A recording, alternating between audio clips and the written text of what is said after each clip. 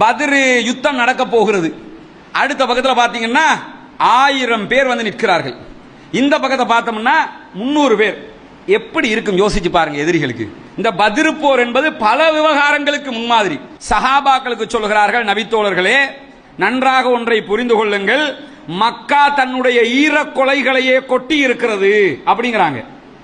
எதுக்கு சொல்றாங்கன்னா, இப்ப நம்ம வாழ்வா சாவான்னு நிக்கிறோம், நம்ம யாரோட மோதப்போ அங்க ஒருத்தனுமே இல்ல, மக்காவினுடைய ஈரல் எதுவோ அதுவே இங்க வந்திருக்குது. இப்படி ஆயிடுச்சு. நீ தான் பார்க்கணும், அல்லாட்ட கண்ணீர் விட்டு அலணும், அல்லாட்ட கதறணும். அதுதான் அழகிய பொறுமை. மக்கள்கிட்ட கதறிக்கிட்டு இருக்க கூடாது. அல்லாஹு தஆலா உத்வேகம் கொடுக்கிறான். எப்படி தெரியுமா? நீங்க மட்டும் யுத்தம் பண்ணல, நீங்க பண்ண போறது உலகத்துக்கு ஃபார்மாலிட்டிக்கு. மெயின் கான்செப்டே இருக்குது. ஜிப்ரீல் வர்றாரு.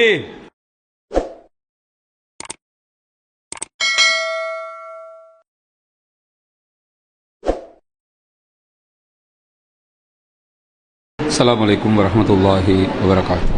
இன்னல் ஹம்துலில்லாஹ் நஹ்மதுஹு வ நஸ்தஈனுஹு வ நஸ்தக்ஃபிருஹு வ நஊது பில்லாஹி மின் ஷுரூரி அன்ஃபுஸினா வ ஸய்யிஆத்தி அமாலினா மை யஹ்திஹில்லாஹு ஃபலா முதில்ல லஹு வ மை யுத்லில் ஃபலா ஹாதிய லஹு. அஷ்ஹது அல்லா இலாஹ இல்லல்லாஹ் வ அஷ்ஹது அன்ன முஹம்மதன் அப்துஹு வ ரசூலுஹு அம்மா பஅத். எல்லா புகழும் புகழ்ச்சியும் அல்லாஹ் ஒருவனுக்கே உண்டாகட்டுமாக. அவனுடைய அமைதியும் கருணையும் நபிகள் பெருமானார் ஸல்லல்லாஹு அலைஹி வஸல்லம் அவர்கள் மீதிலும், அவர்கள் காட்டிய வழிப்படி மாத்திரம் வாழக்கூடிய அனைவர்கள் மீதிலும் உண்டாகட்டுமாக. பேரன்பிற்கினிய எல்லாம் வல்ல அல்லாஹ்வினுடைய நல்லடியார்களே, பத்ர் போர் சம்பந்தமான செய்திகளை பொறுத்தவரையில் இந்த தலைப்பை 1 மணி நேரத்துக்குள்ளும் பேசி முடிக்க முடியும். நம்ம பேசுகிற இந்த தலைப்பை 1 ஹவரில் ஒரே நாள் நிகழ்ச்சியிலையும் பேசி முடிச்சிடலாம். இதே நேரத்தில் சரியாக பேசினோம்னா 30 நோன்புக்கும் பேசவும் முடியும். ஏன்னா இது சாதாரணமாக நடந்த ஒரு யுத்தம் அல்ல. இஸ்லாமிய வரலாற்றில் முதலாவது யுத்தகலமாக இருக்கிறது. அதனுடைய ஏற்பாடுகள், அதனுடைய பின்னணிகள், எதிரிகள் தரப்பில் என்ன நடந்தது, முஸ்லீம்கள் தரப்பில் என்ன நடந்தது, இப்படி அந்த வெற்றி தோல்விக்கு பிறகு என்ன நடந்தது என்பதையெல்லாம் பார்க்கும்போது பல நாட்கள் பேசுகிற அளவுக்குண்டான வரலாற்று செய்திகள், அதுலேயும் குறிப்பாக சில யுத்தங்களை நம்ம எடுத்துக்கிட்டோம்னா வரலாற்று நிகழ்வுகள் பல பாதுகாக்கப்பட்டிருக்கிறது, வரலாறுகளாக இருக்கிறது. பத்ர் யுத்தத்தை பொறுத்தவரையில் ஹதீஸ்கள்லேயே நிறைய வரலாறுகள் காணப்படுகிறது. நம்ம இதுவரைக்கும் பேசுகிற பல செய்திகள் சஹீஹுல் புகாரி, முஸ்லிம், அபூதாவூத், திர்மிதின்னு ஹதீஸ் கிரந்தங்கள்லேயே இதனுடைய செய்திகள், பல செய்திகள் பாதுகாக்கப்பட்டிருக்கிறது. காரணம் என்னன்னு கேட்டால், இந்த யுத்தம்ங்கிறது அவ்வளவு முக்கியமான ஒரு யுத்தகலமாக முஸ்லிம்களுக்கு அமைந்தது. வாழ்வா சாவாங்கிற போராட்டம் தானே. ஒரு முறை நம்ம ஜெயிச்சிட்டோம்னா அடுத்து ஜெயிக்கிறதெல்லாம் ஒரு பெரிய செய்தியாகாது. ஆனால் முதலாவது ஜெயிக்கிறோம்ல, அதுதான் மிகப்பெரிய செய்தியாக இருக்கும். அந்த மாதிரி இது முதல் வெற்றிங்கிறதுனாலையும் முதல் போர்க்களம்ங்கிறதுனாலையும் அனைவருக்கும் அனைத்தும் புதுசுங்கிறதுனாலையும் முஸ்லிம்கள் மிகப்பெரியதொரு தர்ம சங்கடத்தை சந்திக்க வேண்டிய ஒரு யுத்தகலமாக இது காணப்பட்டது. நபிகள் நாயகம் ஸல்லல்லாஹு அலைஹி வஸல்லம் அவர்கள் தொழுது கொண்டிருக்கும் போது அபூ சுஃபியானுடைய ஆட்கள் என்று நினைச்சுக்கிட்டு ஒரு தர பிடிச்சி சஹாபாக்கள் என்ன செய்வாங்கன்னா அடிச்சு கேட்பாங்க. அபூ சுஃபியான் எங்கன்னு கேட்பாங்க. அவர் அபூ சுஃபியானை பத்தி தெரியாது. உத்துபா, ஷைபா, வலீத் இப்னு முகீரா எல்லாம் உங்களை தாக்க வந்துகிட்டு மக்காவினுடைய படம் உங்களை தாக்க வருது என்கிற செய்தியை சொல்லுவார். அந்த நேரத்தில் அதை சொன்னா இவங்க என்ன செய்வாங்கன்னா, அவர் உண்மையை சொல்லும் போது அடிக்கிறாங்க, அவர் பொய்யை சொல்லும் போது விட்டுடுறாங்க. ஏன்னா இவங்களுக்கு தேவை அபூ சுஃபியானை பற்றிய செய்திகள். அந்த செய்தி கிடைக்கிறதுக்காகவே பல முயற்சிகளை செய்து கொண்டிருந்தார்கள். ரசூலுல்லாஹ் பிறகு என்ன செஞ்சாங்க, கண்டிச்சு அவரை ஏன் தாக்கிக்கிட்டு இருக்கிறீங்க, அவர் உண்மையை தானேப்பா சொல்லிக்கிட்டு இருக்கிறாரு, அபூ சுஃபியானை பத்தி அவருக்கு ஒன்றும் தெரியாது, அந்த படையொன்று நம்மளை நோக்கி சண்டைக்கு வந்துகிட்டு இருக்கிறாங்க தெரியுமா என்கிற செய்தியை சொல்லுவார்கள். அதை தொடர்ந்து நபிகள் நாயகம் ஸல்லல்லாஹு அலைஹி வஸல்லம் அவர்கிட்ட என்ன கேட்கிறாங்கன்னா, வந்து அதை கைதிட்டு என்ன கேட்கிறாங்கன்னா, எத்தனை பேர் வந்திருப்பாங்கன்னு கேட்கும்போது அதெல்லாம் தெரியாது, ஆனால் ஒரு நாளைக்கு எத்தனை ஒட்டகத்தை அறுக்கிறாங்கன்னு ரசூலுல்லாஹ் கேட்கிறாங்க. கேட்கும்போது அவர் என்ன சொல்றாரு, ஒரு நாளைக்கு 10 ஒட்டகங்கள் அறுக்கிறார்கள், சாப்பாட்டுக்கு 10 ஒட்டகம் ஒரு நாளைக்கு அறுக்கிறாங்கன்னு சொன்னா அதை வச்சு அனுமானிச்சுக்கலாம். ரசூலுல்லாஹ் முடிவெடுக்கிறாங்க, ஒரு ஒட்டகத்துக்கு 100 பேர் சாப்பிடலாம்னா 10 ஒட்டகம் இருக்கிறாங்கன்னா 1000 பேர் வந்திருக்கிறாங்க. துல்லியமா 1000 பேர் தான் வந்திருந்தாங்க. 1300 பேர் வந்தாங்க, 300 பேர் ரிட்டர்ன் போயிடுறாங்க, நாங்க யுத்தத்துக்கு வரலன்னு சொல்லி போயிடுறாங்க.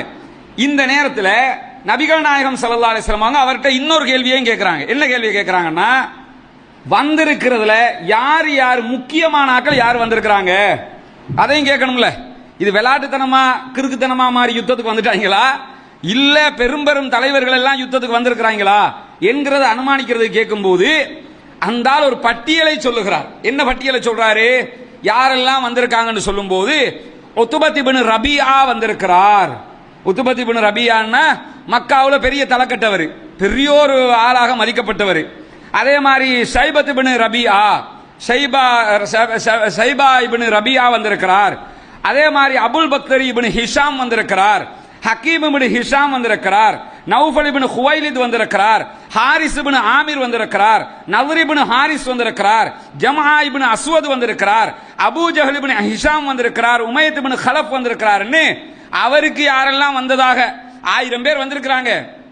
அதுல வந்த முக்கியஸ்தர்களை யாரெல்லாம் அவருக்கு தெரியுமோ அவர் பட்டியல் எல்லாம் சொல்றாரு. இதுல இந்த அபூ ஜஹல் இப்னு ஹிஷாம் அவர் தான் படை தளபதி, அவர் தான் உலகத்துக்கே தெரியுமே. மற்ற கொஞ்சம் பேரை அப்பப்ப கேள்விப்பட்டாலும் இவர் அடிக்கடி கேள்விப்படும். உமையத் இப்னு கலப், உத்பத் இப்னு ரபியா, ஷைபத் இப்னு ரபியா எல்லாம் அடிக்கடி நாம் கேள்விப்படக்கூடிய பெயர்கள், மக்காவினுடைய பெரும் தலைவர்களாக இருந்தவர்கள். இந்த செய்தியை ரசூலுல்லாஹ் கேட்டதோட சஹாபாக்களுக்கு சொல்கிறார்கள், நபித்தோழர்களே நன்றாக ஒன்றை புரிந்து கொள்ளுங்கள், மக்கா தன்னுடைய ஈரக்கொலைகளையே கொட்டி இருக்கிறது அப்படிங்கிறாங்க. எதுக்கு சொல்றாங்கன்னா, இப்ப நம்ம வாழ்வா சாவான்னு நிக்கிறோம், நம்ம யாரோட மோதப்போ அங்க ஒருத்தனுமே இல்ல, மக்காவினுடைய ஈரல் எதுவோ அதுவே இங்க வந்திருக்குது. இதுக்கு அடிச்சோன்னா அடிதான். ஒரு மேட்ச் நடக்குது, சின்ன சின்ன பவுலரா வர்றானான்னு பாக்குறோம், இல்ல கரெக்டா பெரிய ஆக்களை இறக்கிட்டாங்கன்னு வைங்க, இறக்கி அவ்வைங்களுக்கு அடிச்சுட்டா என்ன ஆகும்? அவ்வைங்களுக்கு அடிச்சாச்சு, அவ்வளவுதான் ஆகிரும். அந்த மாதிரி என்ன செய்யறாங்கன்னு கேட்டா, வந்திருக்கிறதெல்லாம் பெரிய பெரிய தலைகள், இவங்களுக்கு அடிச்சோம்னா அடிதான். ஆனா திருப்பி நமக்கு அடிச்சாங்க அதுவும் பெரிய அடியா இருக்கும். நம்ம அவங்களுக்கு அடிச்சாலும் அடிதான், அவங்க திருப்பி நமக்கு அடிச்சாலும் பெரிய அடியாக விழும். அதனாலதான் ரசூலுல்லாஹ் சொல்றாங்க, மக்கா தன்னுடைய ஈர கொலைகளையே அப்படியே கொண்டு வந்து கொட்டி இருக்குது அப்படின்னு சஹாபாக்களுக்கு சொல்லுறாங்க. சொன்னதுக்கு பிறகு என்ன ஆகுதுன்னு கேட்டா, முதல் நாள் இரவு, முதல் நாள் நாளைக்கு யுத்தம் நடக்க போகுது. இன்னைக்கு இரவு சில சம்பவங்கள் நடைபெறுகிறது பத்ர்ல. பத்ர் களத்தில் என்ன சம்பவங்கள் நடக்குதுன்னு கேட்டா, நபிகள் நாயகம் ஸல்லல்லாஹு அலைஹி வஸல்லம் அவங்க ஒரு கூடாரத்துக்குள்ள இருக்கிறாங்க. அந்த கூடாரத்துக்குள்ள இருந்து ஒரு பிரார்த்தனை செய்வார்கள் ரசூலுல்லாஹ். என்ன பிரார்த்தனைன்னா, நீ எங்களுக்கு வெற்றி தருவதாக வாக்களித்திருக்கிறாய் இறைவா, அந்த வெற்றியை உன்னிடத்தில் நாங்கள் கேட்டுக்கொண்டிருக்கிறோம். அது மட்டுமல்ல, தொடர்ந்து நபிகள் நாயகம் ஸல்லல்லாஹு அலைஹி வஸல்லம் அவங்க சொல்றாங்க, இந்த கூட்டம் அழிக்கப்பட்டு விட்டால் இறைவா, இந்த பூமியில் உன்னை வணங்குவதற்கு யாரும் இருக்க மாட்டார்கள். இதையும் நீ அழிச்சிட்டேன்னு சொன்னா பத்ரு அதானுங்க கடைசி, அதுலயே நம்ம அழிக்கப்பட்டுட்டா அதுக்கு பிறகு இன்னைக்கு நீங்க முஸ்லீமும் இல்ல, நான் முஸ்லீமும் இல்ல, அன்னைக்கே எல்லாம் காலியா போயிருக்கும். நீங்க ஏதாவது ஒரு பண்டாரையா இருந்துட்டு போவியே, இன்னும் அப்படி ஒவ்வொன்றா தான் இருந்துட்டு போவோமே தவிர இஸ்லாம்ங்கிற ஒண்ணே இல்லாம போயிருக்கும். அதைத்தான் ரசூலுல்லாஹ் சொல்றாங்க, இறைவா இந்த கூட்டமும் அழிக்கப்பட்டு விட்டால் உன்னை வணங்குவதற்கு இந்த பூமியிலே யாரும் இருக்க மாட்டார்கள். இந்த பிரார்த்தனையை தான் நம்ம எப்பயும் ஓதணும். இப்ப நம்ம சிலதை கண்ணால பாக்குறோம்ல, நம்ம ரசிக்கிற அளவுக்கு பலது நடந்துகிட்டு இருக்குதா இல்லையா இன்னைக்கு? என்ன காரணம்? அது அப்படித்தான். சில பொறுமை அழகிய பொறுமையாக இருக்க வேண்டும். நபிகள் நாயகம் ஸல்லல்லாஹு அலைஹி வஸல்லம் அவர்கள் திருமறை குர்ஆன்ல இறங்கி இருக்கக்கூடிய பொறுமையை பற்றிய வசனங்கள் எடுத்துக்கிட்டீங்கன்னா, பொறுமையாயிருங்கன்னு பல வசனம் சொல்லுது. அதுல யாக்கூப் அலைஹிஸ்ஸலாம் அவர்கள் யூசுப் நபி காணாமல் போன நேரத்தில் பொறுமையாய் இருந்ததை பற்றி பேசும்போது குர்ஆன் எப்படி பேசுது? வஸ்ஸப்ருன் ஜமீல், அழகான பொறுமை, பொறுமையா இருக்கணும். அது அழகான பொறுமையா இருக்கணும். அழகான பொறுமை என்றா என்ன? பொறுமை நினைச்சுக்கிட்டு நாசமா போக எல்லாம் போச்சு இப்ப என்னதான் செய்யறதோ அப்படி இருக்க கூடாது. அதுக்கு பேர் அழகிய பொறுமை இல்ல, அதுக்கு அதான் புலம்பல். பொறுமைண்டா புலம்பணும், யாத்த அல்லாட்ட புலம்பணும். இறைவா இப்படி ஆயிடுச்சு, நீ தான் பார்க்கணும், அல்லாட்ட கண்ணீர் விட்டு அழணும், அல்லாட்ட கதறணும். அதுதான் அழகிய பொறுமை. மக்கள்கிட்ட கதறிக்கிட்டு இருக்க கூடாது. இது மாதிரி நிலைமைகள் நமக்கு கஷ்டம் வரும்போது ரசூலுல்லாஹ் எங்க என்ன முன்மாதிரின்னு பார்க்கணும். இந்த பத்ர் போர் என்பது பல விவகாரங்களுக்கு முன்மாதிரி. ரசூலுல்லாஹ் இந்த பிரார்த்தனையை கேட்டுக்கொண்டே ஒரு டைம்ல கேட்டுக்கொள்ள கேட்டுக்கொண்டே இருக்கிறார்கள். இறைவா வெற்றி தருவேன் என்று சொல்லி இருக்கிறாய், உன்னுடைய வெற்றியை எதிர்பார்க்கிறோம். இந்த கூட்டமும் அளிக்கப்பட்டு விட்டால் இனிமேல் இந்த மார்க்கத்தை சொல்வதற்கு, கேட்பதற்கு, படிப்பதற்கு, வாழ்வதற்கு இந்த உலகத்தில் யாருமே இருக்க மாட்டார்கள். இறைவா நீ வெற்றியை தர வேண்டும். அகமதுல வரக்கூடிய ஒரு ஹதீஸ்ல நபிகள் நாயகம் ஸல்லல்லாஹு அலைஹி வஸல்லம் அவர்கள் இரவு முழுவதும் மரத்துக்கு கீழால் இருந்து கொண்டு, கூடாரம் மரத்துக்கு கீழே கூடாரம், கூடாரத்துக்குள்ள இருந்து கொண்டு நபிகள் நாயகம் ஸல்லல்லாஹு அலைஹி வஸல்லம் அவர்கள் அழுது அழுது தொழுது இந்த பிரார்த்தனையை கேட்டுக்கொண்டே இருந்தார்கள். அத்தனை பேரும் சஹாபாக்கள் தூங்க சொல்லிட்டாங்க. ரசூலுல்லாஹ் நாளைக்கு யுத்தம், அவங்க தூங்குறாங்க. நபிகள் நாயகம் ஸல்லல்லாஹு அலைஹி வஸல்லம் அவர்கள் அழுது இந்த கோரிக்கையை வைத்துக் கொண்டே இருக்கிறார்கள். அப்பொழுதுதான் நபிகள் நாயகம் ஸல்லல்லாஹு அலைஹி வஸல்லம் அவர்களிடத்தில் அபூபக்கர் சித்திக் ரலியல்லாஹு அன்ஹு சொல்றாங்க, யா ரசூலல்லாஹ் போதும், நீங்க எவ்வளவு துஆ கேட்டுட்டீங்க, நீங்க கேட்க வேண்டிய அளவுக்கு உங்களுடைய இறைவனிடத்தில் மன்றாடி விட்டீர்கள் இறைவா, அதனால கண்டிப்பாக நம்ம அல்லாஹ் கைவிட மாட்டான் என்று சொல்லும் போது நபிகள் நாயகம் ஸல்லல்லாஹு அலைஹி வஸல்லம் அவர்கள் சொல்கிறார்கள், அபூபக்கர் ரலியல்லாஹு அன்ஹு அவர்களை பார்த்து, அபூபக்கரே அப்ஷிர் யா அபூபக்கர் ஹாதா ஜிப்ரீல், அபூபக்கரே நான் உண்மையிலே நிறைய மன்றாடிட்டேன், மன்றாடியதற்கு பிரதிபலனும் கிடைத்திருக்கிறது. நீங்கள் நம்முடைய தோழர்களிடத்தில் போய் சொல்லுங்கள், ஜிப்ரீல் வந்திருக்கிறார், இந்த இந்த இந்த யுத்தத்தில் நீங்கள் மட்டுமில்லை உங்களோடு ஜிப்ரீல் இருக்கிறார் என்பதை போய் சொல்லுங்கள். எப்படி இருக்கும் சஹாபாக்களுக்கு? நம்ம மட்டும் வெறும் 300 பேரு, 318 பேரு, ஆயுதங்கள் ஒரே ஒரு குதிரை, அதே மாதிரி ஒரு 3 பேர் ஒரு ஒட்டகத்தில் போக வேண்டி இருக்குது. இப்படி இவ்வளவு ஒரு வறண்ட நிலையில இருக்கக்கூடிய ஒரு யுத்தத்தை சந்திக்கிறோமே. யுத்தம்னா ஆயுதம் தானே முக்கியம், அது கூட நம்மள்ட்ட கரெக்டா இல்லையே. அப்படி இருக்கும்போது எப்படி இதை எதிர்கொள்ள போறோம் இருக்கிற நேரத்தில் அல்லாஹு தஆலா உத்வேகம் கொடுக்கிறான். எப்படி தெரியுமா? நீங்க மட்டும் யுத்தம் பண்ணல, நீங்க பண்ண போறது உலகத்துக்கு ஃபார்மாலிட்டிக்கு. மெயின் கான்செப்டே இருக்குது, ஜிப்ரீல் வர்றாரு.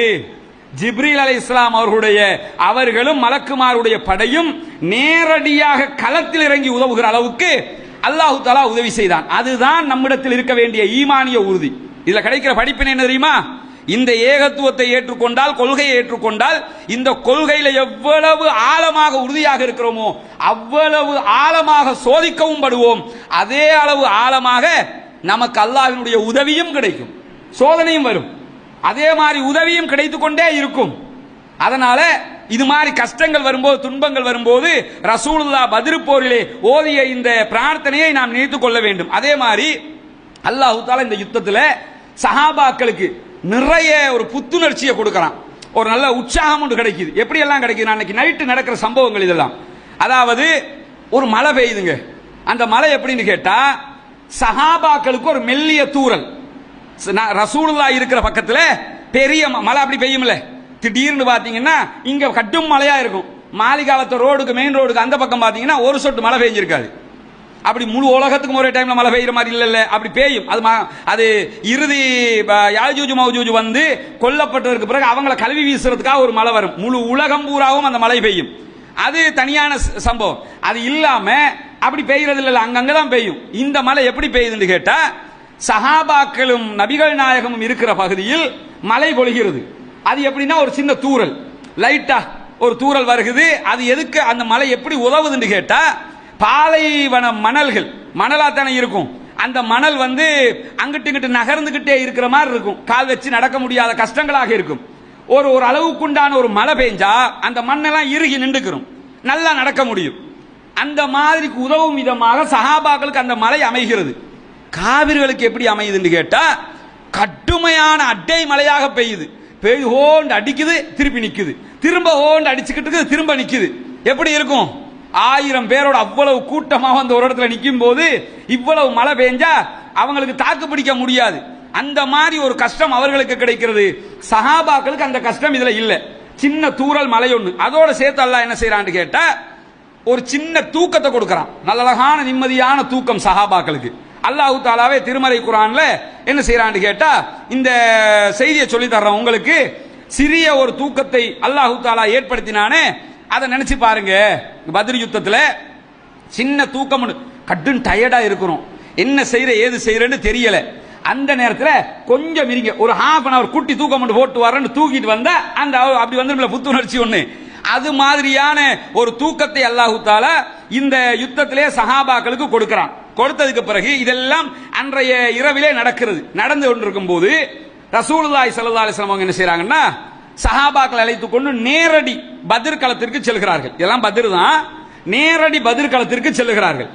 போகும்போது என்ன செய்யறாங்கன்னு கேட்டா, இது இந்த நேரடி பத்ர் களத்துக்கு போகும்போது இரவு இஷா நேரம் ஆகிறது. அந்த நேரத்தில் இந்த செய்தியை அலி ரலியல்லாஹு அன்ஹு அவர்கள் அறிவிக்கிறாங்க. என்ன செய்யறாங்கன்னு கேட்டா, நேரடி பத்ர் களத்துக்கு வந்து ஒரு தண்ணி இருக்கிற மழை பெஞ்சி தண்ணி இருக்குது, தண்ணி எல்லாம் தேங்கி நிக்குது. அந்த மாதிரி ஒரு இடத்துல அது தற்காலிகமாக தான் தேங்கும். பாலைவனத்துல எல்லாம் எடுத்துக்கிட்டீங்கன்னா நிரந்தரமாக தண்ணி தேங்கி நிற்காது, நிரந்தரமாக ஆறு ஓடவும் செய்யாது. அது மாதிரியான செட்டப் அங்க இல்ல. இப்ப மதீனாவே நீங்க எடுத்துக்கிட்டு மக்காவை எடுத்துக்கிட்டீங்கன்னா தாயிஃப்ல குழு குழுன்னு இருக்கும், நிரந்தரமாக அங்கேயும் தண்ணி நிற்காது.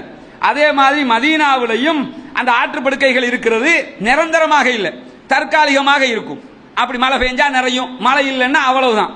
நம்ம நாட்டில் அப்படி இல்லைல்ல, மழை பெஞ்சாலும் பெய்யாட்டி யார் மகாவலி கங்கை அந்த கங்கை இந்த கங்கை 1000 கங்கை இருக்குது இங்கே. அந்த நாடுகள் அப்படி கிடையாது, வறண்ட பூமிகளாக இருக்கக்கூடியது. அந்த நேரத்தில் மழை பெஞ்சதுனால கடுமையான தண்ணீர் நிலைகள், நிறைய இடத்துல தண்ணி தேங்கி இருக்குது. மழை தண்ணி மணல்ல தேங்கி இருக்கும் போது அதை குடிப்பதற்கு பயன்படுத்தி கொள்வார்கள். ரசூலுல்லாஹ் என்ன செய்யறாங்கன்னு கேட்டா, தன்னுடைய படையை எடுத்துக்கிட்டு போய் இப்படி ஒரு பெரிய நீர் நிறைஞ்சிருக்கக்கூடிய குளம் மாதிரி சின்ன ஒரு இடத்துல என்ன செய்யறாங்கன்னா போய் நிறுத்துறாங்க. நிறுத்தி என்ன யோசிக்கிறாங்கன்னு, நல்ல இடமா இருக்கும், நாளைக்கு யுத்தத்தில் தண்ணிகள் தேவைப்பட்டா பக்கத்துல தண்ணி இருக்கு எடுத்து குடிச்சுக்கலாம்ல, அதுக்கேற்ற மாதிரி ரசூலுல்லாஹ் போய் நிறுத்துறாங்க. உடனே குபாப் இப்னு முந்திர் ரலியல்லாஹு அன்ஹு வந்து கேட்கறாங்க, யா ரசூலல்லாஹ் இந்த இடம் எதுக்கு தேர்வு செஞ்சீங்க அப்படின்னு. இல்ல ஒரு யுத்த தந்திரம் தான் அப்படிங்கிறாங்க ரசூலுல்லாஹ். எனக்கு விளங்குது, இந்த இடம் நல்ல மண்டு விளங்குது. அவர் கேட்கிறார், இது வஹியான்னு கேட்கிறாரு. வஹியில தேர்வு செஞ்சிருக்கிறீங்களா இல்ல நீங்க யுத்த தந்திரமாக தேர்வு செஞ்சிருக்கிறீங்களா? வஹி எல்லாம் இல்ல, யுத்த தந்திரமாக முடிவெடுத்திருக்கிறேன். உடனே குபாப் இப்னு முந்திர் ரலியல்லாஹு அன்ஹு சொல்றாங்க, அப்படின்னா இந்த இடம் நமக்கு சூட்டபிள் இல்ல.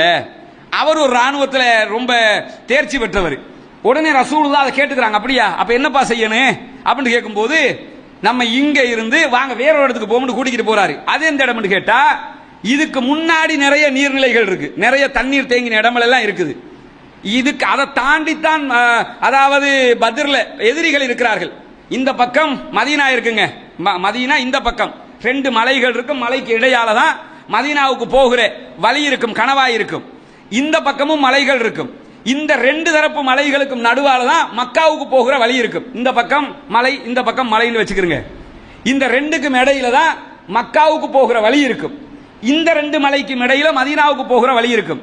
சஹாபாக்கள் இந்த மலையோட ஒட்டி இருக்கிறாங்க, மக்கா காபீர்கள் அந்த 2 மலைக்கும் இடையில வழியோட ஒட்டின மாதிரி நிக்கிறாங்க. இப்படித்தான் அந்த படை இருக்குது. இந்த 2 படைகளுக்கும் நடுவுல நிறைய இடங்கள்ல தண்ணி தேங்கி இருக்குது. இவர் குபாப் இப்னு முந்திர் ரலியல்லாஹு அன்ஹு என்ன செய்றாங்கன்னா, புத்திசாலித்தனமா யார சொல்லலாம், இது நமக்கு சூட்டபிளான இடம்ல கிளம்புங்க அப்படின்னு சொல்லி இந்த எல்லா நீர்நிலைகளையும் தாண்டி கடைசிக்கு ஒரு நீர்நிலை இருக்கும்ல தண்ணி, அந்த இடத்துக்கு கூட்டு போறாரு. அப்புறம் சஹாபாக்களுக்கு பின்னுக்கு நிறைய நீர்நிலைகள் இருக்கு. எல்லா தண்ணீரும் ரசூலுல்லாஹ்வுடைய தோழர்களுக்கு பின்னாடி வந்துருச்சு. உதாரணத்துக்கு ஒரு 10 கிணறு மாதிரி இருக்குதுன்னு வைங்க, 10 கிணறு பின்னாடி வந்துருச்சு. 11வது கிணறு மட்டும்தான் ஃப்ரீயா இருக்குது. அவங்களுக்கு ஒண்ணுமே இல்லை, அந்த 11வது இவங்க தான் பிடிச்சி வச்சிருக்காங்க. இப்ப குபாப் இப்னு முந்திர் என்ன சொல்றாங்கன்னா, யார சொல்லலாம், இப்ப இந்த கிணறுகள் எல்லாத்தையுமே மூட சொல்லுங்க, தண்ணி தேங்கி இருக்கிற இடம் எல்லாம் மூடிட சொல்லுங்க, அது நமக்கு தேவையில்லை, நமக்கு தண்ணி இதுல போதும். ஏன் மூட சொல்லணும்னா, எதிரிகளை எல்லா பக்கமும் வீழ்த்தணும், அவன் தண்ணி இல்லாம சாகணும். நமக்கு தண்ணி இருக்குது, தேவைப்பட்ட நமக்கு தண்ணி குடிச்சுக்கலாம். அவன் நம்மளை தாண்டி வந்து தண்ணி குடிக்கவும் போகவும் கூடாது, முன்னாடி வந்து தண்ணி குடிக்கவும் கூடாது. இருக்கிற ஒண்ணு நமக்கு சொந்தமாக இருக்கணும். ரசூலுல்லாஹ் உடனே குபாப் இப்னு முந்திர பாராட்டுறாங்க, சூப்பர் ஐடியா, அப்படியே செஞ்சிடும், எல்லாத்தையும் மூடுங்கிறாங்க. அடிதான எல்லா பக்கத்தாலும் அடிக்கணும், மூடுங்க அப்படின்னு சொல்லி என்ன செய்யறாங்கன்னா, நல்ல யோசனை சொல்லி மூட சொல்கிறார்கள். மூடினதுக்கு பிறகு சாத் இப்னு முஆத் ரலியல்லாஹு அன்ஹு வர்றாங்க. ரசூலுல்லாஹ் ராணுவ தளபதி தான், அதுக்கும் தலை சிறந்த ராணுவ தளபதி, அல்லாஹ்வுடைய தூதர். ஆனாலும் யார் சொன்னாலும் கேட்டுக்கிடுவாங்க. நல்ல ஐடியாவா? அதுதான் ஒரு தலைவனுக்குரிய ஒரு தன்மையாக இருக்கணும். ஒரு தலைவன்னா கோட்டா மாதிரி இருக்கக்கூடாது. எப்படி இருக்கணும் சொன்ன, அப்படியா சரி கேட்டுக்கிறணும். என்னன்னா ஒருவன் சொல்லும் போது அது சரியா பிள்ளையா, 2வது சொல்லுங்க, பிள்ளையா இருந்தா ஏத்துக்கிற மாட்டோம், அவ்வளவுதான். ஆனா கேட்கணும்ல, முதல்ல ரசூலுல்லாஹ் காது கொடுத்து கேட்டு நல்ல ஐடியான்னு சொல்லி ஏத்துக்கிறவும் செய்யறாங்க. அதுதான் நபிகள் நாயகத்துடைய தலைமை பண்பாக ரசூலுல்லாஹ் காட்டி தருகிறார்கள். 2வது இந்த சாத் இப்னு முஆத் ரலியல்லாஹு அன்ஹு வந்து இன்னொரு ஐடியாவை சொல்றாங்க. யா ரசூலல்லாஹ், எங்கிட்ட ஒரு யோசனை இருக்குது, சொல்லுங்க சாதே. சாத் இப்னு முஆத் யாரு? மதீனாவினுடைய தலைவர்களில் ஒருவர். அவர் வந்து சொல்றாரு. என்ன அவர் சொல்றாருன்னு கேட்டா, யா ரசூலல்லாஹ், உங்களுக்கு நாங்க ஒரு உயரமான இடத்துல ஒரு தங்குறதுக்கு ஒரு இடம் கட்டி தருகிறோம். பரணி மாதிரி மேல அப்படி நின்று பாத்தீங்கன்னு சொன்னா எல்லாத்தையும் கண்காணிக்கலாம். நாங்களும் உங்களுக்கு தெரியும், எதிரிகளுடைய படையும் தெரியும், கமாண்ட் பண்றதுக்கு ஈஸியா இருக்கும். உயரமான இடத்துல நின்னா கமாண்ட் பண்ணல, பாத்துக்கிட்டா எல்லாம் சரியா இருக்குது அப்படின்னு சொல்றதுக்கு ஏதுவாக இருக்கும். அது மாதிரி ஒரு இடத்தை உங்களுக்கு நாங்க கட்டி தருகிறோம். அதோட சேர்த்து பக்கத்துல உங்களுக்கு பாதுகாப்பாக ஒரு படை நிற்கும், ஒரு இளைஞர் படை ஒன்று உங்களுக்கு பாதுகாப்பாக நிற்கும். அத்தோடு உங்களுக்கு தேவையான வெஹிக்கிள், வாகனம், ஒட்டகம் நிற்கும் அங்க. இதெல்லாம் சொல்றாரு. சொல்லிட்டு சொல்றாரு, நாளை நாம் போராடுகிற நேரத்தில் நம்முடைய யுத்தத்திலே நாம் வெற்றி பெற்று விட்டோம் என்றால் நாம் நினைத்தபடிதான் நடந்ததாகவே அது இருக்கட்டும். நம்ம ஜெயிச்சிட்டோம்னா சந்தோஷம் தானே, நம்ம நினைச்சது மாதிரி தானே, வெற்றி தானே. நம்ம ஜெயிச்சிட்டோம்னா யார சொல்லலாம், ஒரு பிரச்சனையும் இல்லை. நம்ம நினைச்சது மாதிரி தான் வெற்றி கிடைச்சதுன்னு சொல்லி கொட்டிய தூக்கிட்டு நம்ம போயிடலாம், ஒரு பிரச்சனையும் கிடையாது யார சொல்லலாம். இதே நேரத்தில் மாற்றமாக நடந்தால், வெற்றிக்கு பதிலாக தோல்வி வந்து விட்டது, ரெண்டையும் எதிர்கொள்ளணும்ல. வெற்றியும் வரலாம், வெற்றி வரணுங்கிறதா நம்முடைய விருப்பம், தோற்றுவிடவும் கூடும். அதனால தோல்வி அடைந்து விட்டோம் என்றால் இறை தூதர் அவர்களே, நீங்க என்ன செய்யுங்கன்னா உடனே கீழே இறங்குங்க. உங்களை சுத்தி இந்த படை இருக்கும், வாகனம் இருக்கிறது, எடுத்துக்கிட்டு கிளம்பி மதீனாவுக்குள்ள போயிருங்க. பின்னாடி அவங்களுக்கு பின்னாடி தான் மதீனா இருக்குது, மதீனாவுக்குள்ள நுழைஞ்சிருங்க. அங்க நுழைஞ்சிட்டீங்கன்னு சொல்லி சொன்னா அங்க இன்னும் பல பேர் இருக்கிறார்கள், அவங்களுக்கு நீங்க யுத்தத்துக்கு தான் வந்திருக்கிறீங்கன்னு தெரியாது. அவர் சொல்றாரு, நீங்க யுத்தத்துக்கு தான் வந்திருக்கிறீங்கன்னு அவங்களுக்கு தெரியாது. யார சொல்லலாம், தெரிந்திருந்தால் உங்களை இப்படி விடவும் மாட்டார்கள். ஏன்னா ரசூலுல்லாஹ் வந்த இடத்துல யுத்தம் ஆகிடுச்சு, ரசூலுல்லாஹ் பின்னுக்கு ஆக்கள் வாங்கன்னு கூப்பிடவும் இல்லை, வந்ததை சந்திக்கணும்னு நின்னுட்டாங்க. அப்ப அவர்களுக்கு தெரியாது யார சொல்லலாம், இந்த யுத்தம் முடிகிற வரைக்கும் அவங்களுக்கு தெரியாது பத்ர் நடந்தது, மதீனா மக்களுக்கே தெரியாது யுத்தம் நடந்தது என்பது. அப்ப அவங்களுக்கு தெரியாது. இதே நேரத்தில் அவங்க வந்து எங்களை விட அவர்கள் உங்களை நேசிக்கிறார்கள். சாத் இப்னு முஆத் ரலியல்லாஹு அன்ஹு சொல்றாங்க, நாங்க உங்களை உச்சகட்டம். இவர் அதாவது இது ஒரு மேன்மையான பேச்சு. எப்படி மேன்மையான பேச்சு? இவர் உயிரை கொடுக்கிறதுக்கு வந்திருக்காருங்க, ரசூலுல்லாவுக்காக உயிரை கொடுக்கிறதுக்கு வந்து நிக்கிறவர் சொல்றாரு, எங்களை விட அவங்க உங்களை நேசிக்கிறாங்க. உயிரை கொடுக்கிறத விட என்ன நேசம்? அதை அவர் என்ன சொல்றாருன்னா அது குறைவுங்கிறாரு. அவர ஈமான், அவர பணிவை பாத்தீங்களா? நம்ம என்ன சொல்றோம், எங்கட ஈமான் எப்படி தெரியுமா, நாங்க இரவைக்கு தக்பீர் கட்டினோம்னா அதுக்காமத்து சலா சொல்லும் போது தான் எனக்கு தஹஜ்ஜத்தே முடியும். நம்மட ஈமான் நம்ம அப்படித்தான் காட்டுவோம். சஹாபாக்கள் ஈமான், அவங்களோட ஈமான் அவங்களோட உள்ளத்துல வச்சுக்கிடுவாங்க. மற்றவர்களோட ஈமானோட ஒப்பிட்டு நான் பெரிய ஈமான்தாரின்னு காட்ட மாட்டாங்க. என்ன சொல்றாங்கன்னா, நாங்க யார சொல்லலாம் உங்களோட இங்க வந்துட்டோம், ஆனா எங்களை விட உங்களை நேசிப்பவர்கள் அங்குதான் இருக்கிறார்கள். ஆனா உண்மை அது இல்ல. உண்மை எதுன்னு கேட்டா உயிரை கொடுக்க வந்திருக்கிறார்கள் இவர்கள், இதை விட ஒரு நேசம் இல்ல. ஆனா அவர் சொல்றாரு, எங்களை விட அவங்க உங்களை நேசிக்கிறாங்க யார சொல்லலாம். நீங்க யுத்தத்துக்கு தான் வந்திருக்கிறீங்க, யுத்தத்தை சந்திக்கிறீங்கன்னு அவங்களுக்கு தெரிஞ்சிருந்தா அவங்க உங்களை விட்டு மாட்டாங்க, உங்களோடு அவர்கள் வந்து போரிட்டு இருப்பார்கள். அதனால நீங்க ஏதாவது நடந்துருச்சுன்னா உடனே இறங்கி இந்த வெஹிக்கிள், வாகனத்தை, ஒட்டகத்தை எடுத்துக்கொண்டு அங்க போயிருங்க, அவர்களிடத்துல போயிருங்க.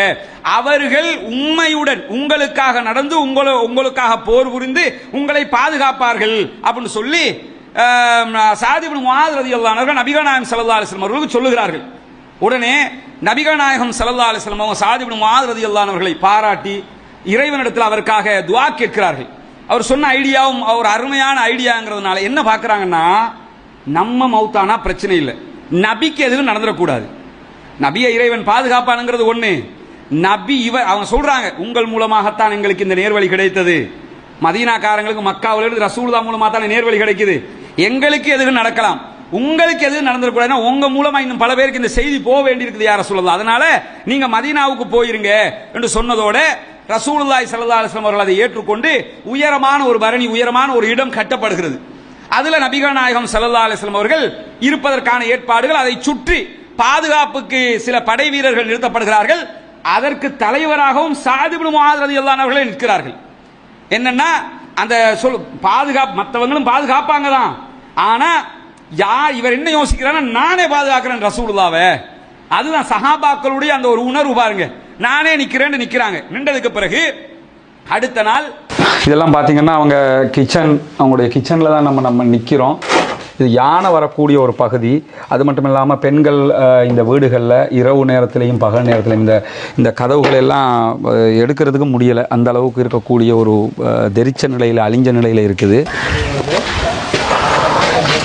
புனிதமிக்க ரமலானுடைய மாதத்தில் இலங்கையினுடைய பொத்துவில் பகுதிகளில் இருக்கக்கூடிய சர்வோதயபுரம் ஹிஜ்ரத் நகர் என்கிற பகுதிகளில் வீட்டு திட்டம் ஒன்றை நடைமுறைப்படுத்துவதற்கான ஒரு முயற்சியை நீங்க அறிஞ்சிருப்பீங்க. புனிதமிக்க இஸ்லாமிய மார்க்கத்தை ஏற்றுக்கொண்டிருக்கக்கூடிய சகோதரர்கள் அவங்க படுகிற கஷ்டங்கள் இங்க நம்ம பார்த்தோம்னா வாழ்வதற்கான ஒரு சூழலே இங்க கிடையாது என்பதுதான் யதார்த்தமான உண்மையாக இருக்கிறது. ஏன்னா ஆரி காலம் ஏதோ ஒரு வகையில் அவங்களுக்கு தண்ணீர் கிடைச்சிருது, குளங்கள்லாம் இங்க எடுத்துடுறாங்க. இதே கோடை காலம் வந்து இப்ப நம்ம வந்திருக்கிறது கோடை காலம். கடுமையான வெயில், பாலைவனத்துக்கு நிகரான வெயில் அடிக்கக்கூடிய ஒரு காலகட்டம் இது. இந்த காலகட்டங்களில் வாரத்தில் ஒரு முறை தான் தண்ணீர் வரும் அவங்களுக்கு. அதுல இருந்து அவங்க தண்ணி எடுத்து ஒரு வாரத்துக்கான தண்ணி அவங்க குடிக்கிறதுக்கு எடுத்துக்கிறணும். மற்ற தேவைகளுக்கு வெளியில இருந்து அவங்க தனியாக எடுத்துக்கிற வேண்டி இருக்கிறது. ஒரு 110 குடும்பங்கள் இருக்கிறாங்க. இருக்கக்கூடிய வீடுகள், இந்த வீடுகள் எதுவும் அவங்களுக்கு சொந்தமானது கிடையாது. வேறு ஆட்களுக்கு சொந்தமான வீடுகள் எடுத்து அவங்க கொஞ்சம் திருத்த பணிகளை செஞ்சு இருந்துகிட்டு இருக்கிறாங்க. இது கிச்சன் தனி, ஹால் தனிங்கிற எந்த ஒரு வேறுபாடும் இந்த வீடுகளுக்கு கிடையாது. ரொம்ப ஒரு அடிமட்டத்தில் இருக்கக்கூடிய சகோதரர்கள். எனவே இந்த ரமலானுடைய மாதத்தில் அவங்களுக்கான உதவிகளை செய்வதனூடாக, ஜகாத் தான தர்மங்களை கொடுப்பதனூடாக நம்ம ஒரு இந்த வீட்டு திட்டத்தை சக்சஸ்ஃபுல்லாக நடத்த முடியும். அப்படி நடத்துகிற நேரத்தில் கண்டிப்பாக அவர்கள் நிம்மதியாக வாழ்வதற்கான வாய்ப்பு அவர்களுக்கு கிடைக்கும் இன்ஷா அல்லாஹ். நபிகள் நாயகம் ஸல்லல்லாஹு அலைஹி வஸல்லம் அவர்கள் புனிதமிக்க ரமலானுடைய மாதத்திலே நிறைய தான தர்மங்களுக்கு நமக்கு வழிகாட்டி இருக்கிறார்கள். இஸ்லாம் நமக்கு 8 வகையாக பிரித்து ஜகாத்தை 8 கூட்டத்துக்கு கொடுங்க என்கிற வாய்ப்பை தந்திருக்கு. எந்த பகுதிகளிலையும் ஏதாவது அந்த கூட்டத்தில் ஒரு சாரார் இருப்பாங்க. அதுலேயும் நமக்கு கிடைத்திருக்கக்கூடிய ஒரு வாய்ப்பு என்னன்னு கேட்டால், முஅல்லஃபத்துல் குலூப், உள்ளங்கள் ஈர்க்கப்படுகிற இந்த இஸ்லாத்தை நோக்கி வருகிற சகோதரர்களுக்கான ஒரு வாய்ப்பாக இது அமைந்திருக்கிறது.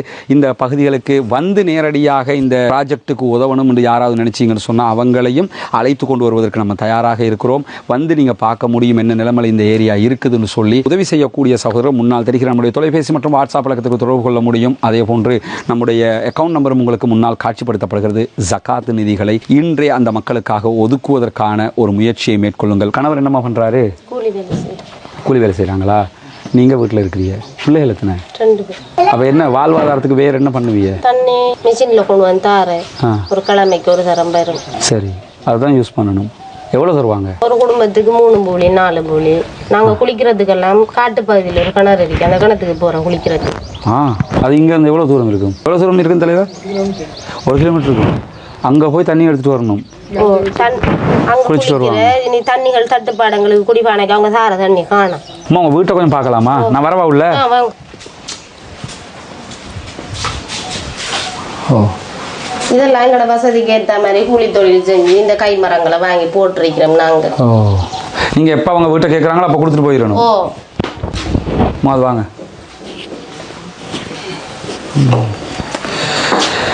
இதெல்லாம் பார்த்தீங்கன்னா அவங்க கிச்சன், அவங்களுடைய கிச்சனில் தான் நம்ம நிற்கிறோம்.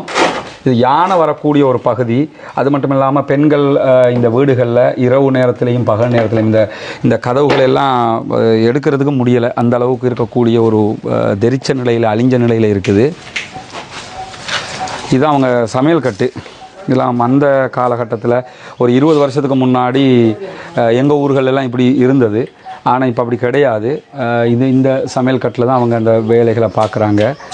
அல்லாஹ் தான் அவங்களுக்கு அருள் புரிய வேண்டும். இரண்டாவது, நாம் அத்தனை பேரும் நினைத்தால் நம்முடைய உதவிகளை கொண்டு கண்டிப்பாக இதை வெற்றிகரமாக முடிக்க முடியும். வெற்றிகரமாக முடிக்கிறோம் இன்ஷா அல்லாஹ். அந்த நம்பிக்கையில் தான் களமிறங்கியிருக்கிறோம். ஏற்கனவே நம்ம சொன்ன மாதிரி இவற்றையெல்லாம் பார்க்குறதுக்கு விரும்புகிற சகோதரர், நாங்கள் வந்து நேரில் பார்க்கணும்னு நினச்சிங்கன்னா அத்தனை சகோதரர்களையும் நீங்கள் விரும்புகிற சகோதரர்கள் நம்ம அழைச்சிக்கிட்டு வந்தும் காட்டுறதுக்கு தயாராக இருக்கிறோம்.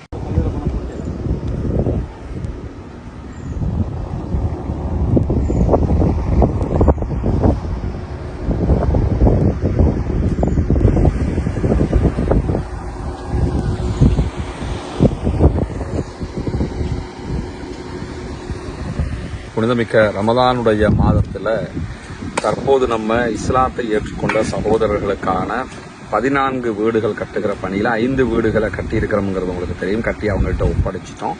மீதி 9 வீடுகளுக்கான வேலைகளை ஆரம்பிச்சிருக்கிறோம். எனவே இந்த புனிதமிக்க ரமலானுடைய மாதத்தில் இஸ்லாத்தை ஏற்றுக்கொண்ட சகோதரர்களுக்காக ஜக்காத்தில் இருந்து ஒரு போர்ஷன் நம்ம கொடுக்க முடியும். அவர்களுக்கு கடமையாக இருக்கிறது கொடுப்பது.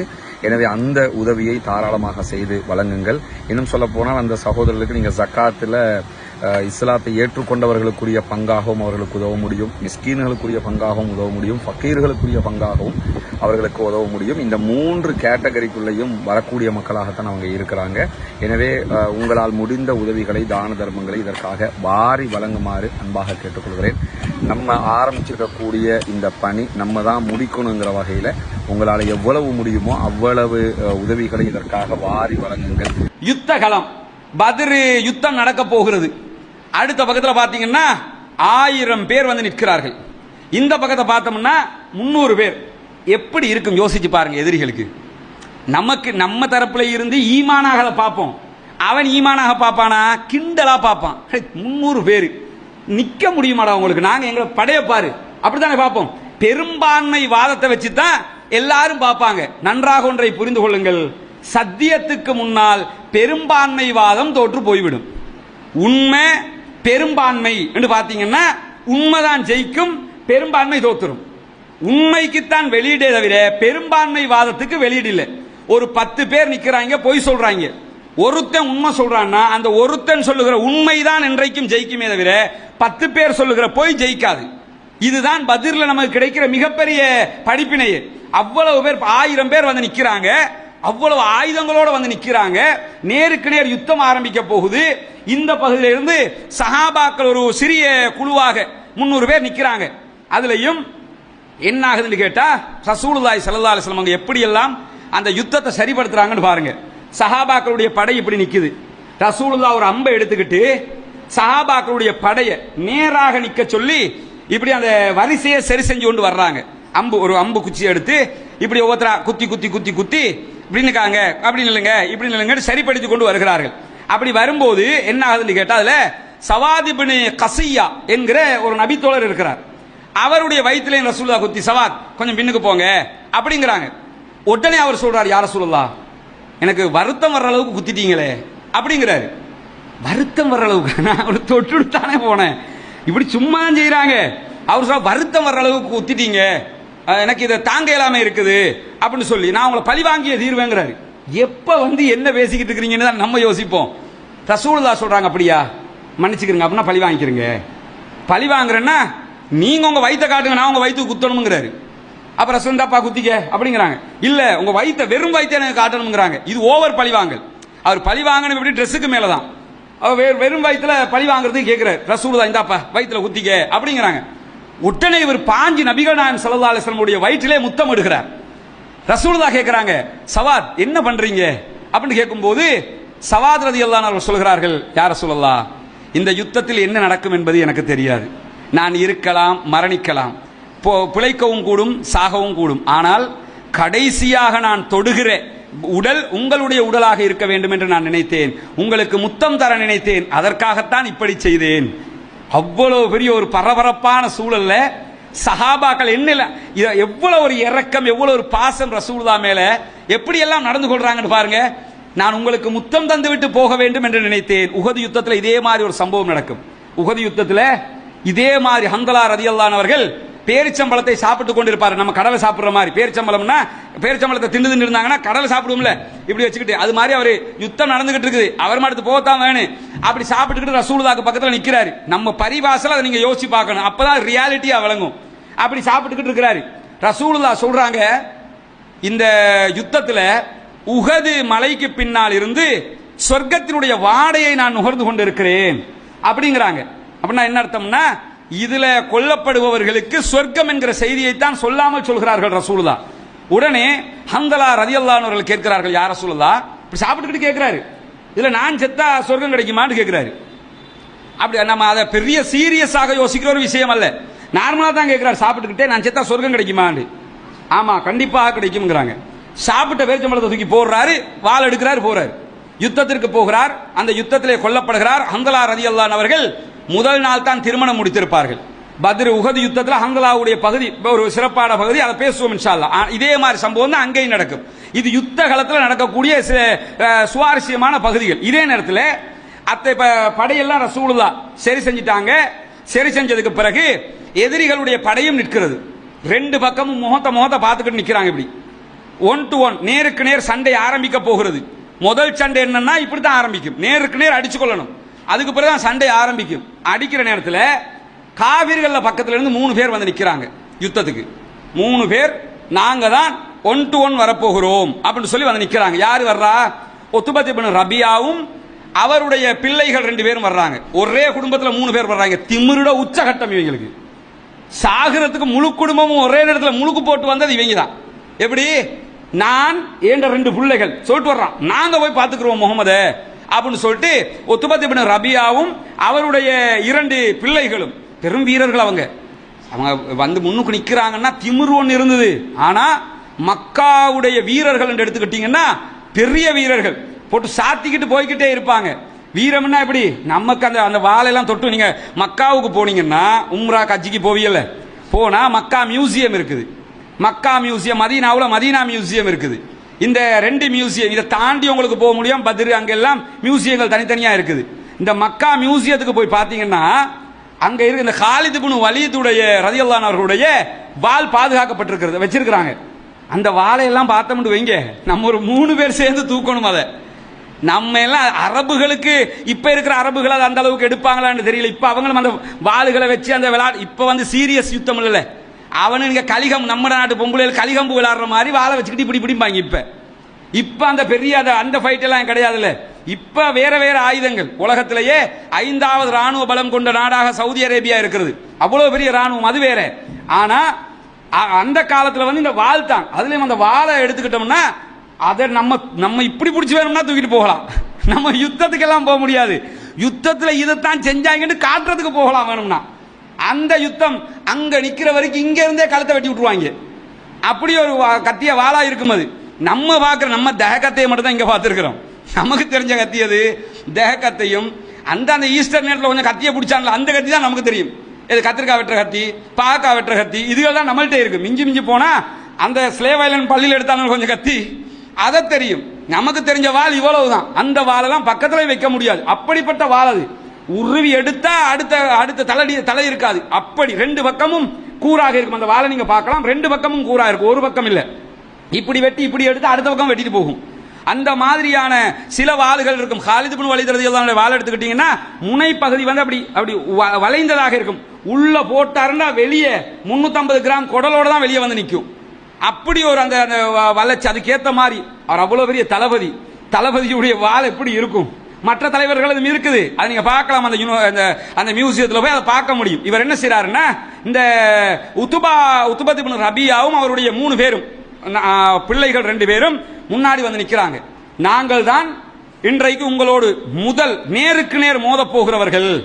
அப்போ உடனே சஹாபாக்கள் முஸ்லிம்கள் தரப்பில் இருந்து அவுஃப் இப்னு ஹாரிஸ் ரலியல்லாஹு அன்ஹு அவர்கள், முஅவ்வித் இப்னு ஹாரிஸ் ரலியல்லாஹு அன்ஹு அவர்கள், அப்துல்லாஹ் இப்னு ரவாஹா ரலியல்லாஹு அன்ஹு அவர்கள், இந்த 3 பேரும் போகிறார்கள். இவங்களும் சாதாரணமான ஆட்கள் இல்ல. மதீனாவுல பெரிய தலைகள், மதீனாவுல பேர் சொல்லுகிற மிகப்பெரிய வீரர்கள். மதீனாக்காரங்க சாஃப்டா இருப்பாங்க, அது வேற. அது எப்ப வளமையில சண்டை வந்து அது வேற. சண்டையில ரசூலுல்லாஹ்வுடைய படைக்கு பக்கபலமாக இருந்தவர்கள் சாதாரணமானவர்களா? அவங்க போய் நிக்கிறாங்க. நிற்கும் போது அந்த உத்பத் இப்னு ரபியா கேட்கிறான், நீங்க யாரு அப்படின்னு கேட்கிறான். ஒண்ணு நீங்க யாருன்னா முகத்தை பார்த்து முகத்தை மறைச்சிருப்பாங்க. இப்படி அது அடுத்த குரூப் டைம் அப்படி கேட்பாங்க, நீங்க யாருன்னு. தெரிஞ்சவங்கள்ட்டே கேட்பாங்க, மாஸ்க் போட்டுருந்தா கேட்போம்ல நீங்க யாருன்னு. அது மாதிரி யுத்தத்தில் அப்படித்தான் இருப்பாங்க, கவர் பண்ணி கொண்டு கேட்கிறான் நீங்க யாருன்னு. சொல்லும் போது வந்தவங்க சொல்றாங்க, நான் அவுஃப் இப்னு ஹாரிஸ், முஅவ்வித் இப்னு ஹாரிஸ், அப்துல்லாஹ் இப்னு ரவாஹா.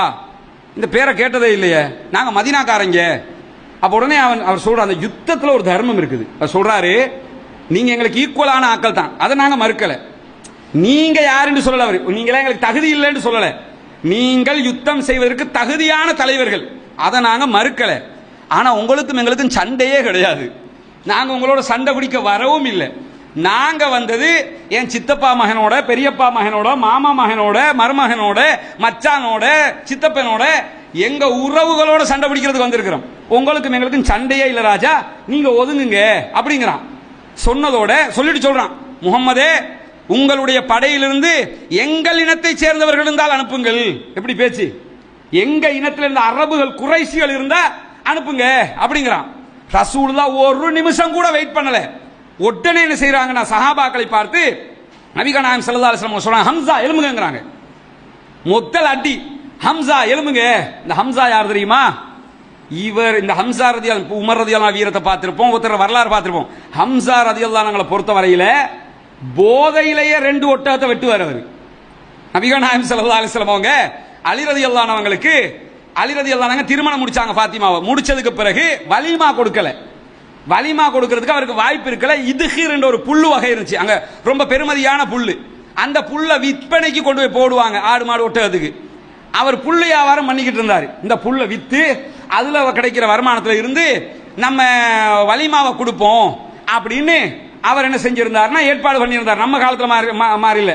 நம்ம காலத்துல உங்க மகளை தானே நான் முடிக்கிறேன், அதனால 50-50 அப்படின்றாங்க. எப்படி நான் வலிமா போடணும், நாங்க ஒரு 25 சகம், நீங்க ஒரு 25 சகம், இல்லைன்னா டூ உங்களை பொண்ணு முடியாதுன்றவாங்க.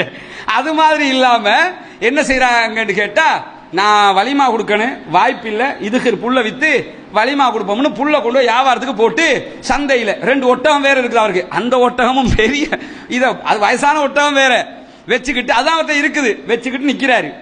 நிக்கும் போது புல்லு வியாபாரம் போகுது இல்ல, ஆனா அந்த அவர் எங்க இருக்கிறாரோ அதுக்கு பின்னுக்கு ஒரு வீடு இருக்குது. அது களியாட்ட வீடு. அங்க அந்த களியாட்டங்கள் எல்லாம் நடக்கும். அதுல மக்காவுல நடக்கிற சம்பவம் இது. அதுக்குள்ள சாராயத்தை குடிச்சுக்கிட்டு சாராயத்தை ஊத்தி ஊத்தி கொடுத்துக்கிட்டு இருக்கிறாங்க அந்த அடிமை பெண்கள். ஹம்சா ரலியல்லாஹு அன்ஹு குடிச்சுக்கிட்டு இருக்கிறாங்க. சாராயம் எல்லாம் தடுக்கப்படாத நேரம் அது. குடிச்சுக்கிட்டு இருக்கும் போது அதுல ஒத்தி இவர் போதையில இருக்கிறாரு. உசுப்பேத்தி விடுறா. என்ன உசுப்புன்னா, நீங்க ஒரு கவிதை ஒன்று படிக்கிறா. ஹம்சாவே, நீங்க இவ்வளவு பெரிய வீரர் தெரியுமா, ஏழும்னா இந்த வெளியே இருக்கிற 2 ஒட்டகத்தை வெட்டி பாருங்களேன். வீரத்தை காட்டுறதுக்கு அடுத்த ஒட்டகத்தை வெட்டுறதுக்காக சொல்லுவேன். அவரும் என்ன செஞ்சிட்டாரு, அப்படியா சொல்லிட்ட வீரன் தானே, இந்தா போறேன். நான் ஒட்டகத்தை வெட்டுறதுங்கிறது சாதாரணமா ஒட்டகத்தை எப்படி அறுப்பாங்க, குத்தி தான் விடுவாங்க கழுத்துக்கு. ஒட்டகத்தை அறுக்கும் போது ஒட்டகத்துக்கு கழுத்துல குத்தி விடுவாங்க. அதுதான் ஒட்டகத்தை அறுக்கிறதுங்கிற. குத்தி முடியாது, ரத்தம் பீரிட்டுக்கு விழும், அதுக்கு பிறகுதான் மற்றதெல்லாம். அப்ப அந்த அது உயரமா இருக்கும். எல்லாருமே நாம இங்க ஒரு புச்சர் மாடு வெட்டுறவர் இருப்பாரு, இந்த பாரு நான் ஒட்டகத்தை வெட்டுறேன்டா, முதுகுல எட்டி உதஞ்சு விட்டுரும், அவ்வளவுதான். இங்க மாடு வெட்டி நாக்கெல்லாம் பேசிட்டு ஒட்டகம் வெட்ட போக கூடாதாங்க. ஒட்டகம் வெட்டுவது என்பது இங்க சொல்ற, நான் எப்படி பெரிய காட்டெருமையெல்லாம் வெட்டிருக்கேன் தெரியுமா அப்படிம்பாரு. ஒட்டகத்தினுடைய வலிமை சாதா அல்லாவே குர்ஆன்ல சொல்றான். ஒட்டகத்தை நீங்கள் பார்க்க கூடாதுங்களா, ஏன் கேட்கிறான்? ஒட்டகம் பெரிய பெரிய அரபு நாட்டினுடைய அவ்வளவு பெரிய வெஹிக்கிளை கூட ஒத்த காலால மிரிச்சு நொறுக்கும். கோபம் வந்தா யானை மாதிரி பலம் கொண்ட ஒரு மிருகம் அது. அதை கொல்லும் போது அதுக்குரிய ஒரு மெத்தேட்லாம் கொல்லுவாங்க. இவர் சாராய போதில் வேற இருந்தாரா, வெளியே வந்து அசால்ட்டா 2 ஒட்டகத்தையும் சாத்தி விட்டார் கீழே. அவ்வளவு பெரிய வீரர் அவர். அவருக்கு பேசிட்டோம்னா அந்த வீரத்தில் எதையும் செய்யக்கூடிய அளவுக்கு, அதாவது ஹம்சா ரலியல்லாஹு அன்ஹு, உமர் இப்னு கத்தாப் ரலியல்லாஹு அன்ஹு, அலி இப்னு அபி தாலிப் ரலியல்லாஹு அன்ஹு எல்லாம் வீரத்துக்கே பெயர் போனவர்கள். அவரை ரசூலுல்லாஹி ஸல்லல்லாஹு அலைஹி வஸல்லம் சொல்றாங்க. அவன் கேட்கிறான், மக்காவுல இருந்து எங்க இனத்துல இருந்து குறைஷி குலத்துல இருந்து ஆள் வேணும், அது குட்டு வாங்கினாலும் மோதிர கையால குட்டு வாங்கணும்னு சொல்லுவாங்கல்ல, அது மாதிரி ஒரு குரூப் அவங்க. நாங்க அடி வாங்கினாலும் யார்கிட்ட இருந்து அடி வாங்கணும், எங்க ஆக்கிட்ட இருந்து அடி வாங்கணும்னு நினைச்சாங்க. ரசூலுல்லாஹ் ஒரு நிமிஷமும் யோசிக்காம சொன்னாங்க, ஹம்சா எழும்புங்கன்னாங்க. ஹம்சா ரலியல்லாஹு அன்ஹு எழும்புகிறார்கள். அலி எழும்புங்கங்கறாங்க. அலி ரலியல்லாஹு அன்ஹு எழும்புகிறார்கள். உபைத் இப்னு ஹாரிஸ் எழும்புங்கங்கறாங்க. உபைத் இப்னு ஹாரிஸ் ரலியல்லாஹு அன்ஹு எழும்புகிறார்கள். இதெல்லாம் யார் தெரியுமா? நபிகள் நாயகத்துடைய நெருங்கிய உறவுகள். ரசூலுல்லாஹ் வேற யாரையும் முன்னுக்கு போடல. உனக்கு ஆள் தானே வேணும், இந்த ஹம்சாவை எடுத்துக்க, அலி போங்க, மர்மயம் போங்க, உபைத் இப்னு ஹாரிஸ் போங்கன்னு சொல்லி 3 பேரையும் அனுப்புகிறார்கள். 1 to 1 ஹம்சா ரலியல்லாஹு அன்ஹு அவர்கள் உத்பத் இப்னு ஷைபாவோடு மோதுகிறார்கள். அலி ரலியல்லாஹு அன்ஹு அவர்கள் உத்பத் இப்னு ஷைபாவுடைய மகன் ஷைபாவோடு மோதுகிறார்கள். உபைத் இப்னு ஹாரிஸ் ரலியல்லாஹு அன்ஹு அவர்கள் வலீதோடு மோதுகிறார்கள். 3 பேரும் 3 பேரோட மோதுறாங்க. அந்த யுத்தம் இந்த ஹதீஸ்ல எல்லாம் நம்ம பார்த்தோம்னு சொல்லி சொன்னா, இந்த மோதல், அதாவது ஹம்சா ரலியல்லாஹு அன்ஹு அவர்கள் உத்பாவை அந்த அந்த ஹதீஸ கொஞ்சம் பார்க்கும்போது என்ன விளங்குதுன்னா, கொல்லுவதற்கு ஒரு 2 நிமிஷம் கூட டைம் எடுத்துக்க வாய்ப்பில்லை. போய் முடிய ஒரு வெட்டு தான். அவன் வெட்ட நினைக்கல, இவர் வெட்டிடுறாரு. உத்பா ஆல் அவுட் அந்த இடத்துலயே. அதே மாதிரி அலி ரலியல்லாஹு அன்ஹு அவர்கள் ஷைபாவை ஒரே வெட்டில் வெட்டுகிறார்கள். எப்படி இருக்கும் மக்கா காவிர்களுக்கு? பெரிய வீரம் பேசின, என்ன பேச்சலாண்டா பேசினீங்க? ஒரே வெட்டில 2 பேரும் சாய்க்கப்படுகிறார்கள். உபைதா ரலியல்லாஹு அன்ஹு வெட்டும் போது என்ன ஆகுதுன்னு கேட்டா, வலீதும் முந்திக் கொள்கிறார், உபைதாவும் முந்திக் கொள்கிறார்கள். 2 பேருக்கும் வெட்டுப்படுகிறது. உபைத் இப்னு ஹாரிஸ் ரலியல்லாஹு அன்ஹுடைய காலில் வெட்டுப்பட்டு உடனே உபைத் இப்னு ஹாரிஸ் ரலியல்லாஹு அன்ஹு கீழே விழுகிறாங்க. விழும்போது மற்ற 2 பேரும் இருக்கிறாங்களா, ஹம்சா ரலியல்லாஹு அலி ரலியல்லாஹு அன்ஹு, அடுத்த நிமிஷம் அங்க 2 பேரையும் போட்டு அடுத்த நிமிஷம் இங்க என்ன செய்யறாங்கன்னு கேட்டா, வலீதை பாய்ந்து வெட்டுகிறார்கள். 3 பேரும் ஆல் அவுட். ஒரே இடத்துல 3 பேரும் மரணிக்கிறார்கள். மரணிச்சதோட உடனே உபைத் இப்னு ஹாரிஸ் ரலியல்லாஹு அன்ஹுவை தூக்கி கொண்டு அலி ரலியல்லாஹு அன்ஹு ஹம்ஸா ரலியல்லாஹு அன்ஹும் பின்னால வர்றாங்க. தங்களுடைய படைக்கு வந்து சேர்கிறார்கள். முதல் யுத்தத்தின் ஆரம்பமே அமர்க்களமாக இருக்கிறது. எதிரிகள் துவம்சம் செய்யப்படுகிறார்கள். இந்த உபைத் இப்னு ஹாரிஸ் ரலியல்லாஹு அன்ஹு அவர்கள் பத்ர் போர் முடிந்து 4வது அல்லது 5வது நாள் மதீனாவுக்கு போகிற வழியில மரணிப்பாங்க. அந்த வெட்டு காயம் கடுமையான காயமா போயிரும். தாங்க முடியாம மௌத்தா போயிருவாங்க. அது சஹாபாக்களுக்கு மத்தியில எல்லாம் பெரிய ஒரு உணர்வலையை ஏற்படுத்திடும். ஏன்னா முதலாவது போனவங்க வீரமாக நின்று போராடினவங்க அதுக்கு பிறகு அவங்க அந்த பத்ர் போர் களத்தில் வச்சு அவங்க மௌத்தாகல. பத்ர் போர்ல போராடினாங்க, எல்லாம் செஞ்சாங்க. போகிற வழியில மதீனாவுக்கு ரிட்டர்ன் போகிற வழியில உபைத் இப்னு ஹாரிஸ் ரலியல்லாஹு அன்ஹு மரணிக்கிறார்கள். அலி இப்னு அபீ தாலிப் ரலியல்லாஹு அன்ஹு சொல்றாங்க, குர்ஆன்ல 22வது அத்தியாயத்தில் 19வது வசனம் என்னன்னு கேட்டா, இந்த தங்களுடைய மார்க்க விஷயத்துல, இறைவனுடைய மார்க்க விஷயத்துல சண்டையிட்டு கொண்ட 2 பிரிவினர்கள் என்று அல்லாஹ் தஆலா பேசுவான். இந்த வசனத்தை சொல்லி காட்டி அலி இப்னு அபீ தாலிப் ரலியல்லாஹு அன்ஹு சொல்றாங்க, இந்த வசனம் எதற்காக இறங்கியது என்றால், ஷைபத் இப்னு ரபியா, உத்பத் இப்னு ரபியா, வலீத் இப்னு உத்பா ஆகியோரை கொன்ற அந்த சம்பவம் தொடர்பாகத்தான் இந்த வசனம் இறங்கியது. அந்த இடத்துல தான் இதற்காக வேண்டித்தான் அல்லாஹ் தஆலா இந்த வசனத்தை இறக்குவான். இப்ப 2 படையும் மோதிக்கொண்டது. அவர்களுடைய முதல் 3 பேரும் ஒரே இடத்தில் மரணிக்கிறார்கள். நம்முடைய தரப்பு 3 பேரும் ரிட்டர்ன் வர்றாங்க. வந்ததுக்கு பிறகு என்ன ஆகுதுன்னு கேட்டா, நபிகள் நாயகம் ஸல்லல்லாஹு அலைஹி வஸல்லம் ஒரு கமெண்ட் பண்றாங்க, ஒரு உத்தரவு சொல்றாங்க. என்ன உத்தரவுன்னு கேட்டா, மேல நின்று சொல்றாங்க, என்னுடைய இறுதியான கட்டளை வராத வரைக்கும் நீங்க யுத்தத்தை ஆரம்பிக்க கூடாது. நான் சொன்னதுக்கு பிறகு யுத்தத்தை ஆரம்பிங்க. அவங்க என்ன செஞ்சாலும் பரவாயில்லை. என்ன அப்படி உசுப்பேத்திக்கிட்டு இருக்கிறாங்க யுத்தத்தை, அவங்க அவ்வளவு சூடாக்கி கொண்டிருக்கிறாங்க. அவர்கள் நான் சொல்லாத வரைக்கும் நீங்களாக யுத்தத்தை ஆரம்பிக்க கூடாது. இதே நேரத்தில் அவர்கள் உங்களை நெருங்கி வரும்போதுதான் அம்பையை ஆரம்பிக்க வேண்டும். அதுவும் எல்லா அம்பையும் எய்து விடக்கூடாது. கொஞ்சம் தான் நம்மகிட்ட வெப்பன்ஸ் இருக்குது. அடிக்கிற ஒண்ணு கூட வேஸ்ட் ஆகக்கூடாது. அடிச்சா அதுல ஒரு காரியம் நடக்கணும் நமக்கு. அதனால எல்லா அம்புகளையும் வேஸ்ட் ஆக்கிறாதீங்க என்று சொல்லிட்டு, உங்களை அவர்கள் சுற்றி வளைத்து சூழ்ந்து கொள்ளாத வரைக்கும் நீங்கள் உங்களுடைய வாள்களை வெளியே எடுக்கக்கூடாது. வாள் சண்டையெல்லாம் எப்ப வரணும் கடைசிக்கு சொல்றாங்க. வாள் சண்டை எப்ப ஆரம்பிக்கணும்னா, சுற்றி வளைத்ததற்கு பிறகுதான் உங்களுடைய சண்டையை நீங்கள் ஆரம்பிக்க வேண்டும் என்று நபிகள் நாயகம் ஸல்லல்லாஹு அலைஹி வஸல்லம் அவர்கள் சொல்லுகிறார்கள். இன்ஷா அல்லாஹ் நாளைய தொடர்ல அந்த சுற்றி வளைப்பு எப்படி இருந்தது, சண்டை உள்ளுக்குள்ள எப்படி நடந்தது, யார் யார் எந்த இடத்தில் எப்படி கொல்லப்பட்டார்கள் என்கிற தொடர்பான செய்திகளை பார்ப்போம். சுப்ஹானக்கல்லாஹு வ பிஹம்திக அஷ்ஹது அல்லா இலாஹா இல்லா அன்த அஸ்தக்ஃபிருக்க